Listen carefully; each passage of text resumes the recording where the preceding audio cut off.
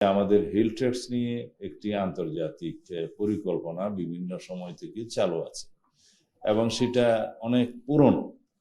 সেই বিষয়ে আমাদেরকে সজাগ থাকতে হবে, এই জন্য যে আমরা সবাই যদি অখণ্ড বাংলাদেশে বিশ্বাস করি, আমরা সবাই যদি একই সংবিধানে বিশ্বাস করি, আমরা যদি বাংলাদেশের স্বাধীনতা, সার্বভৌমত্ব এবং ভৌগোলিক অখণ্ডতাকে বজায় রাখতে চাই, তাহলে সবাইকে আমাদের বাংলাদেশের সিটিজেন হিসেবে সেই অধিকারের মধ্যে কনস্টিটিউশনালি ধারণ করতে হবে এবং সেই প্রচেষ্টা নিতে হবে, এবং যাতে করে আমাদের মধ্যে জাতীয় এবং আন্তর্জাতিকভাবে কোনো রকমের কোনো ষড়যন্ত্র কার্যকর না হতে পারে, সেজন্য সবাইকে, যারা সচেতন মহল, তাদের সবাইকে চেষ্টা চালাতে হবে।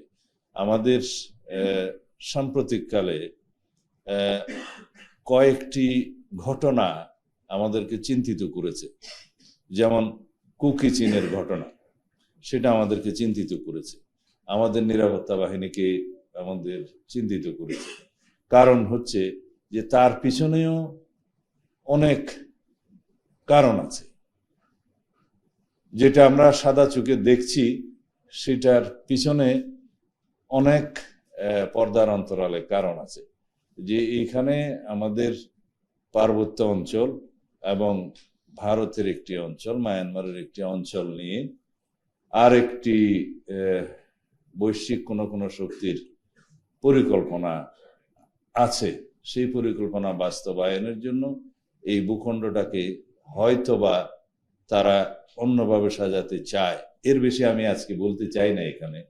সেই জন্য আমাদেরকে সজাগ থাকতে হবে, যাতে জাতীয় এবং আন্তর্জাতিক যে কোনো এরকম পরিকল্পনার যাতে আমাদের ভূখণ্ডকে নিয়ে সফল হতে না পারে।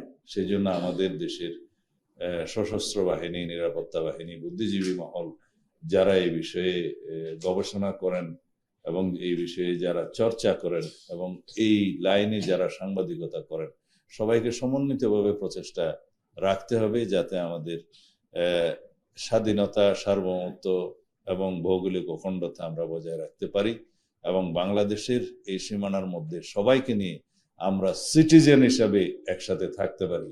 আমাদের সবারই পরিচয় হবে আমরা বাংলাদেশি, আমরা আমাদের ন্যাশনালিটি বাংলাদেশি, এবং আমরা সিটিজেন হিসেবে সবাইকে আমরা পরিচয় দেই এবং পরিচয় যেন আমরা নিতে পারি এবং এটাকে যেন ধারণ করি।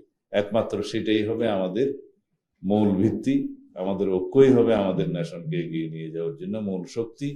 এবং বর্তমানে যে কথাগুলো আমরা বারবার বলি, যে বাংলাদেশের ফ্যাসিবাদ বিরোধী জাতীয় ঐক্যটাকে আমরা শক্তিতে পরিণত করে এগিয়ে যেতে হবে।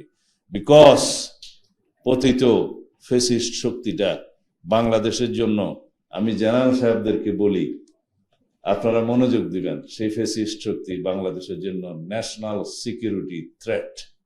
তারা বাংলাদেশের কোন রাজনৈতিক দল ছিল না, তারা বাংলাদেশে কোনোদিন বাংলাদেশিদের জন্য রাজনীতি করেনি। তাদের গোড়া আর এক জায়গায়, তারা মরিয়া প্রমাণ করিল তাহাদের গোড়া কোন জায়গায়।